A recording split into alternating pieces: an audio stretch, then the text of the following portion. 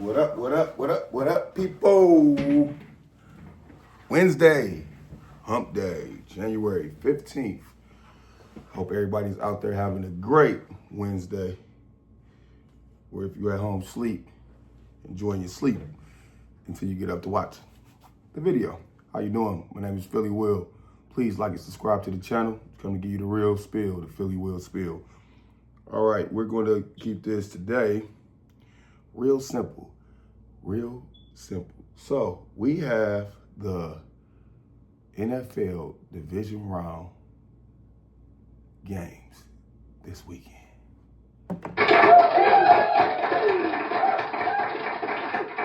Then we have the National College Football Championship Monday.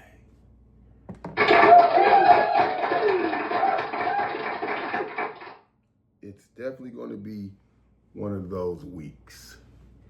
So I don't know about y'all, but I am very, very excited.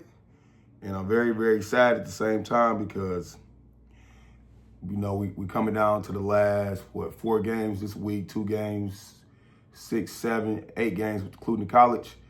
Once the Super Bowl is over with. And then after that is really it's grind time for people that like football and just watch basketball as they pass the time, even though I'm going to cover that heavily. But football is going to be over with, so people are going to be having really nothing too much to watch unless it's TV shows on. But nevertheless, we're going to get into all the divisional round games this week, and then we're going to get into the college playoff championship. And that's all we're going to cover today. I've covered everything as far as real life and entertainment for the week. So, all right, we got first game, NFL divisional round, Texas versus the Chiefs, 4:30 p.m. Saturday in Arrowhead. I got to see if the weather going to be cold because typically it's cold. I remember last year when they played Miami Dolphins, it was below 0. But anyways, the spread is 8.5 and the over and under is 41.5. The tale of this is if the Texans can stop the Kansas City Chiefs, if the Texans can't stop the Kansas City Chiefs, they're going to have to be able to score with them. Like, you're going to have to score with them. If you can't stop them, you got to score. That's going to be the tale of the tape. If I can't stop them, can I go down there and score on this defense? You already know they got the decent defensive line. They got a decent set of corners, but their strategy is nothing more than the Detroit Lions strategy, which is to have a decent defense and make our offense be added to our defense by putting up a plethora of points on you, and you have to keep up with us. Texas did score last week, 30-some points against the Chargers, but that was the Chargers, not the Chiefs, even though they defense to me both are about the same, but who knows? That would be a hellified upset. All right, Texas can't turn the ball over. It goes without saying. And they need at least 2 turnovers. To beat the Chiefs, you need at least 2 turnovers. At least 2 turnovers because they score points every drive. Every drive. You can't beat them without getting a turnover here and there or just making them punt. Sometimes making them punt is a turnover. So because they score every drive.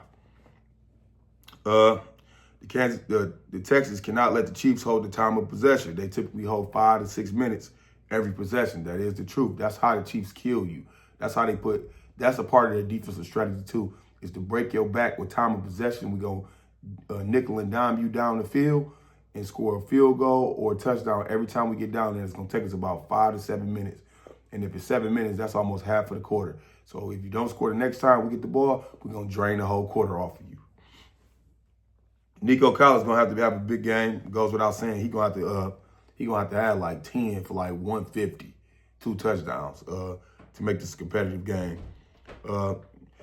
For the Chiefs, all they got to do is do what they've been doing all season, all the things that I just told you. Travis Kelce got to get open, catch about 7 to 8 catches for 80 yards, get his teammates open if he don't score. Pacheco and Hunt got to have collectively 80 yards, and the defense got to hold them under 30 points. That's really it. And the Chiefs going to win. I mean, it's no secret to their madness when it comes to this Texan offensive line. They can't block for C.J. Stroud. So if C.J. can't throw that ball real quick, it's going to be a long day. And they already beat him probably, last month? Yeah, last month, December, they beat them. So it ain't like they already got the blueprint to beat them. So it's gonna be one of those games where, hey, like I say, Nico Collins, you got to get off. You got to get off. D'Amico Ryans, you got to check Travis Kelce and Noah Gray. You got to check Hopkins. You got to check all of them, man. Pacheco, you got to check them all. And y'all got to thump. When they get the ball, y'all got to thump them, man. Don't just tackle them. Thump them. Hit at the ball. Hit them hard because they're going to try to scare you with this Kansas City Chief. And if you don't show them that you're not scared and thump them, then they're going to take the whole spirit out of your team as they scoring these points. Because that's their thing. With the Kansas City Chiefs, no. When the teams come in there and say we're not taking that, we don't care about that, i.e. Buffalo Bills, they won. Or the Denver Broncos the first time, it was close, even though they lost. The Oakland Raiders, who cares? Y'all got players, we got players. Let's play the game. That's that game. Next game, hometown. Washington Commanders versus the Detroit Lions, Saturday at 8 o'clock at Ford Field. Spread is 9.5 in favor of the Lions. Over and under is 55.5. So they saying they're going to score a lot of points. Parlays, look out. Sometimes a FanDuel can be dosing you with that FanDuel drug, and then there won't be nothing like that. They probably score something like 41 points. But anyways, Jay Daniels has to be the same player he was against the Buccaneers, flat out. In clutch moments, he got to be clutch. Dan Quinn, you better get ready, Dan Quinn, because Dan Campbell going for it on fourth down. So anything past the 50, and sometimes anything right at the 40, before you get to the 50, you're going to have to go for it, because he going to go for it. And it's going to be one of those games where who's the most clutch? Can Jaden be clutch? Jaden never looks frazzled. Jaden looked like he'd been in the league already for about 5 years. But that's the Jaden that we're going to have to see. The Lions secondary is good, but Terry McLaurin is good enough to get open for Jaden. Yeah, so with this one in my notes, the Lions got good. Branch is good, and they got decent coverage when it comes to their secondary. But Terry McLaurin is like that. He like that. And he can get open against them. They're not a team that you can't get open against because they don't really – they cover, but they don't cover that well. If you see when Josh Allen played them, look at that coverage. And then the fact that now you got to cover for not 3 seconds, not 5 seconds, not 7 seconds. Sometimes it can be 9 seconds against Jaden Daniels. So Terry McLaurin, Alamanus Zakia, Austin Eckler, Robinson, all of them going to be able to get time to get open because Jaden going to be like that. And you can't – I don't think they're going to be able to – they're going to spy, but I don't think they're going to spy the whole game because even with the spot, Jaden is fast as hell. He like Lamar fast. And he's skinny, so it's hard to get him down. So it's going to be one of those things. Let's see what the Lions can do. Let's see if Jaden can move around. Lions have problems with mobile quarterbacks. They do.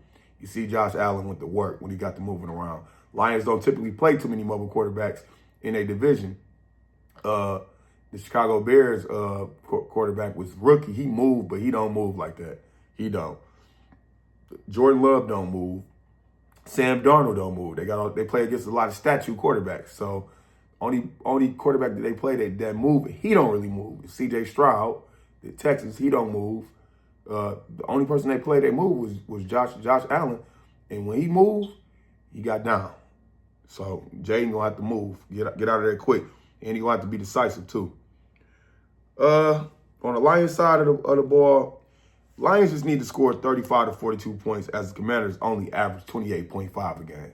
They scored 35 to 42, it's a wrap. No turnovers for the Lions. Goff has won games with multiple turnovers. This is the playoffs. Don't do that in the playoffs.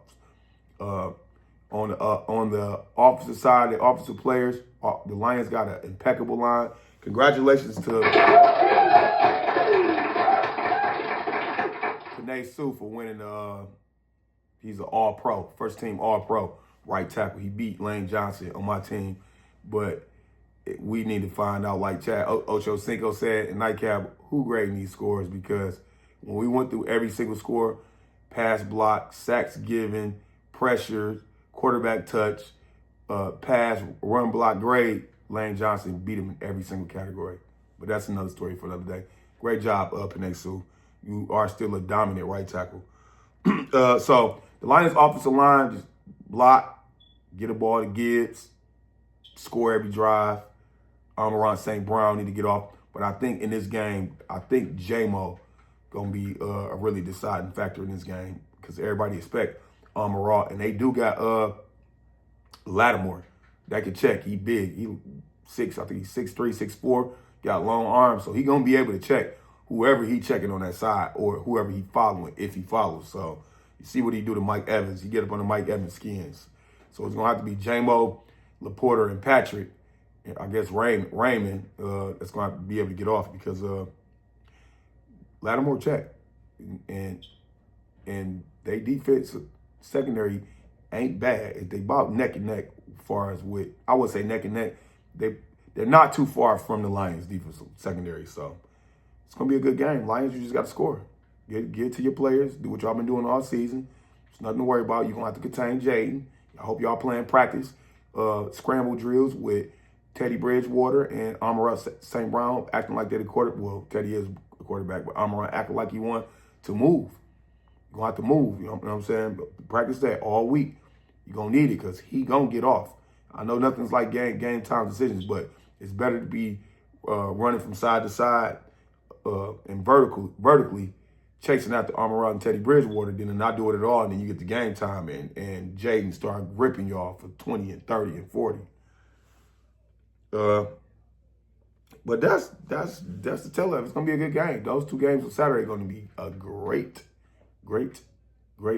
time to watch. So we get to Sunday, and everybody know on my channel I always like to do the Eagles last, no matter what time they are. They are the first game, so we're gonna go to the night game, the game of the week.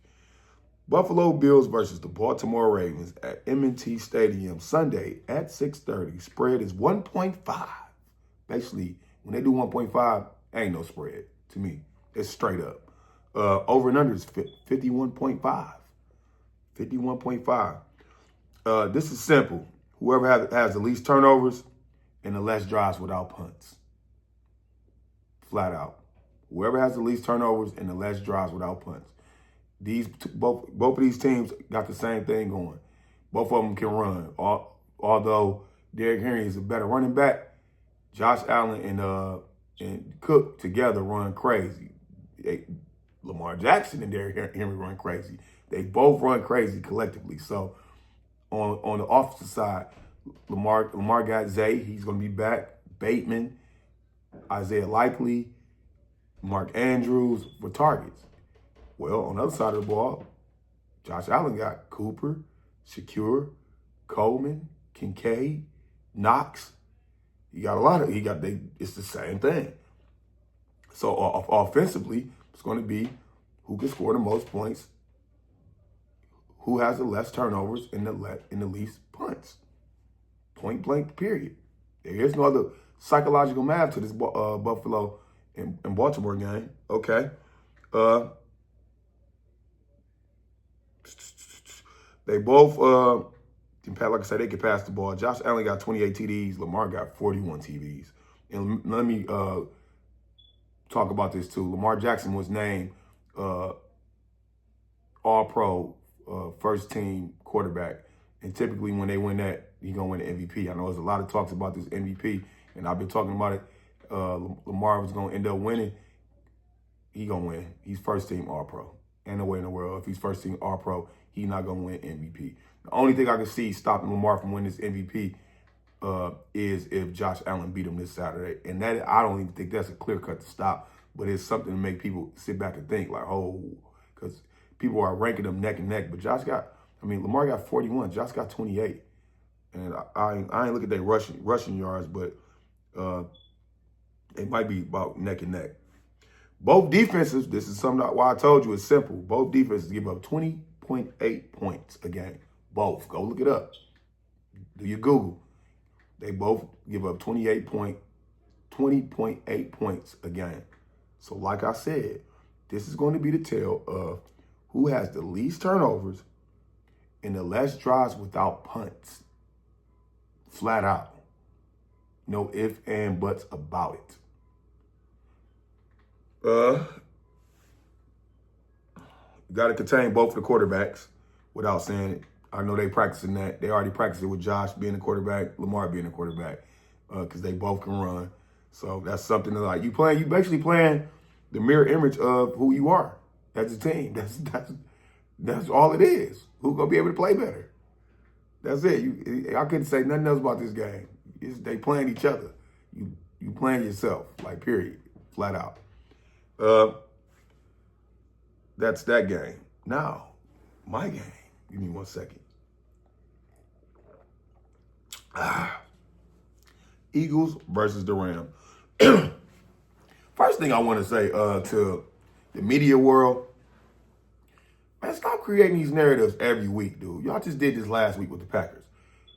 It's Eagles on upset alert.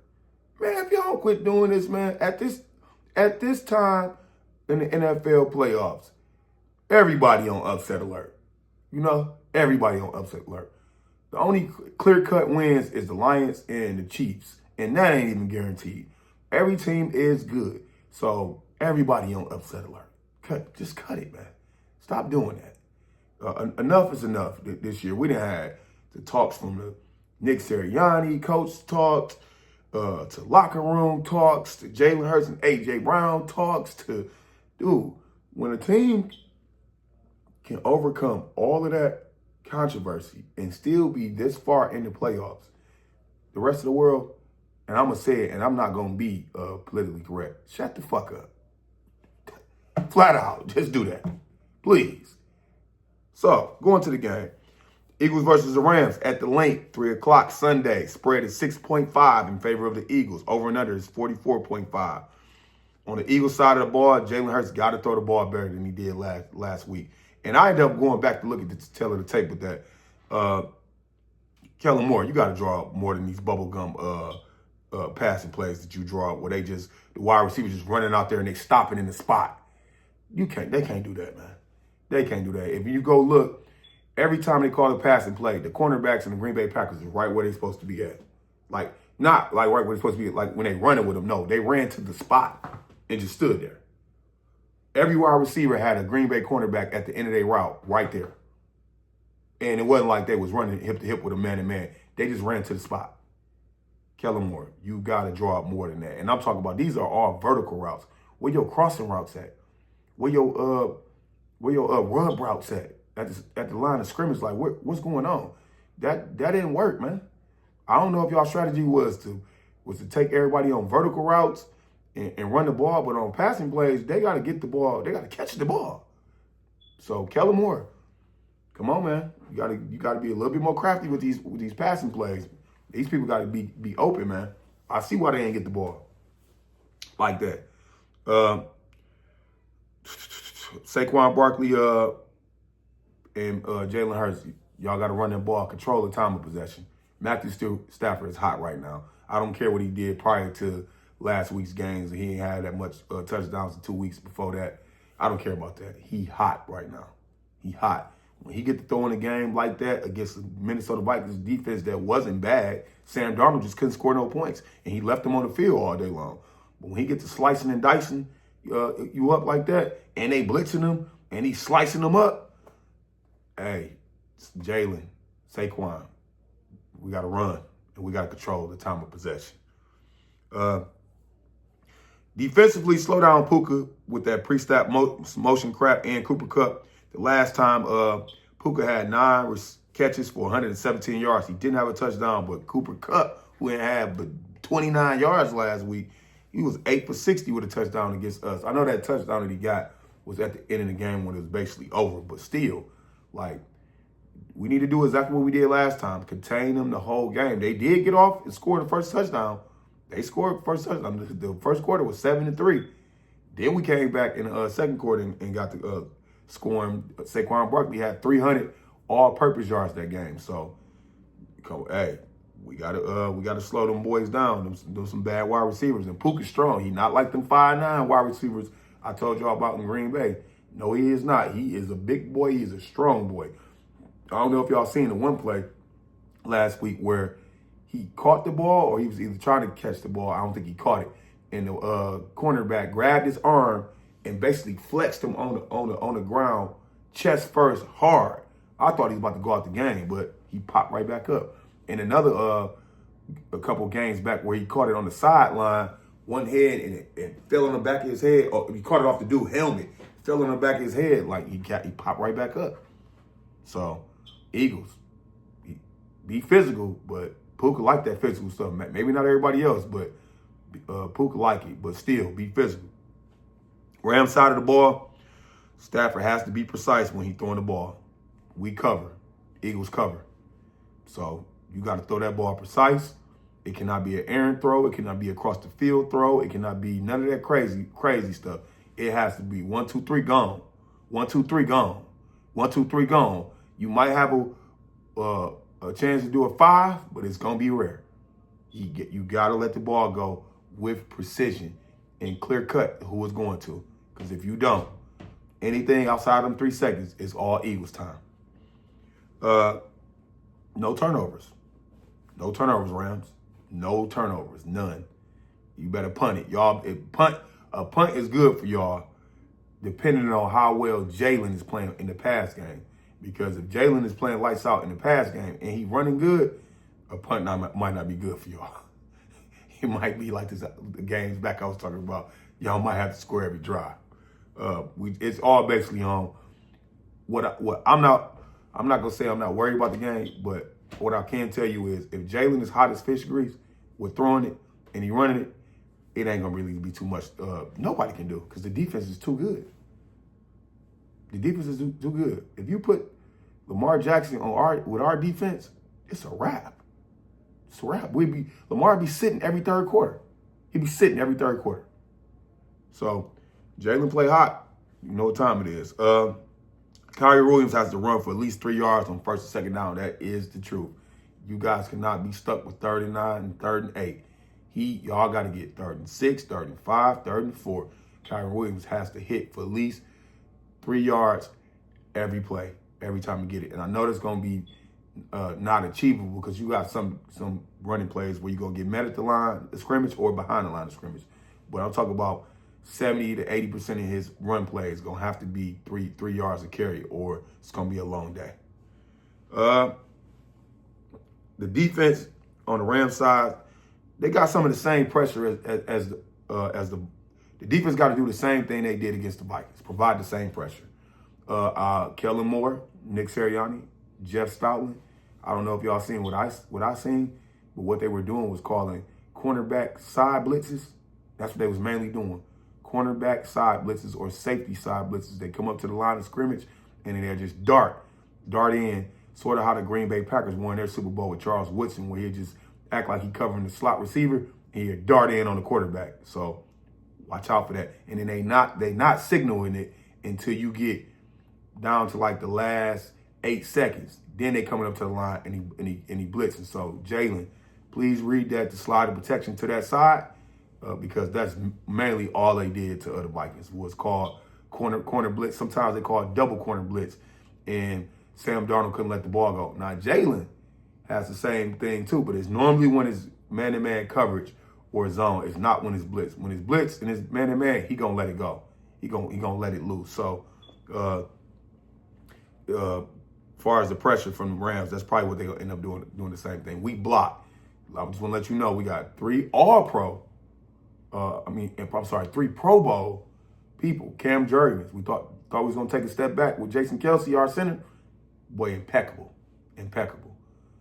Lane Johnson, impeccable. Landon Dickinson, impeccable.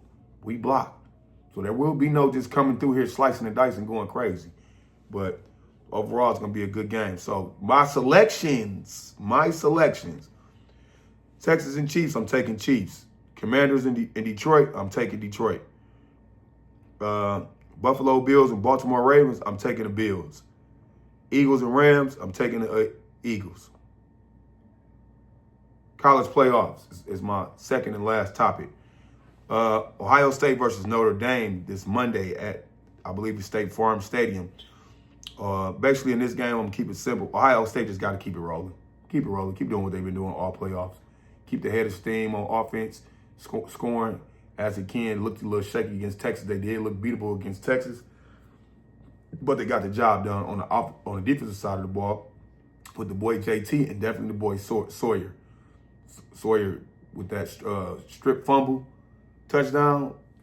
Sawyer been lights out. He was lights out against Oregon. So you just keep what y'all been doing. The same thing. Jeremiah Smith, Chip Kelly, you got to do something. You cannot let Jeremiah Smith get just bottled up like that, because Notre Dame looked at that tape and they're probably going to imitate some of the same thing Texas did to keep Jeremiah Smith out of the game. Notre Dame does have a good defense, so I don't suspect Ohio State to just go down there too quick and too fast, although I do expect them to get down there. But if they do get down there fast and quick, that's just a testament of this $20 million roster they got. They got good players. Imaj Ibuka is good. Jeremiah Smith is good. Carnell Tate is fast. Junkins came from Ole Miss. He's good.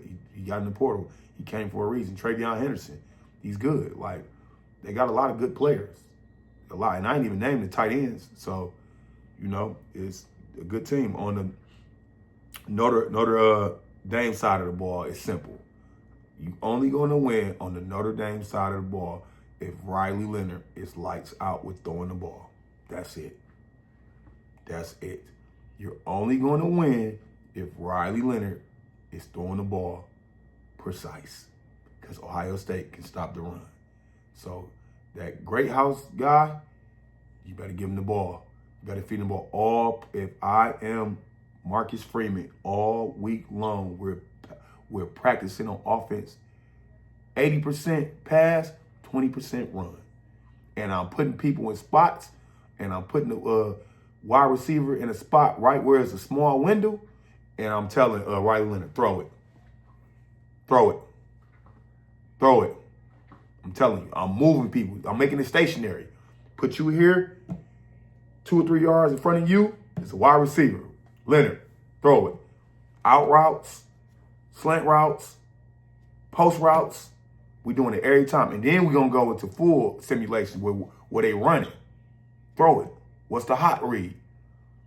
That's going to be the tell of the tape if Notre Dame can win, because Notre Dame got a good enough defense. They're going to get stops. They're going to get stops. They're going to get punts. Their defense can cover. But the tell of the tape on offense is, because we know Justin Love and what Price can do in the backfield. And we know Riley can run too. But Ohio State too physical, man. They fast. They too fast. They too physical. So he's not going to be able to just run like that. No, he's not. He's going to have to be able to, he's going to have to become a professional quarterback, not a one-sided quarterback against Ohio State. So that's the tell the tape of that game. That's really all I got.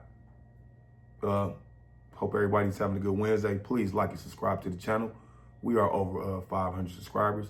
Got to get back on my Grizzly and get it going like the traction that I had the last 2 weeks. It's been good. It's been a blessing to do this, man. I will say this. This is like therapeutic. Hopefully one day it becomes financially therapeutic for me and my family. But I know you got to start somewhere. But I appreciate everybody that watches me daily, or you just watches my shorts on my TikTok, Facebook, and Instagram. I am here. We got 3 more days for TikTok till it gets shut down. But they saying Trump might bring it back. Some people are trying to buy it and switch the not switch the platform, but switch the algorithm up and all of that from I think it was at Japan, but or China, one of them. But overall, it's been a good blessing. Hope everybody have a good weekend. I might shoot tomorrow or if in a Friday, just depending on what's going on. It's been kind of a little dry. LA fires, the little entertainment beef is the only thing that's been already covered, basically all of that. But my plan is to cover Monday through Fridays to have a 20-minute episode. So if I do my homework tonight. I'll be back tomorrow, as I always plan to. And like I always say, I'm Philly Will all day, every day, and I'm out.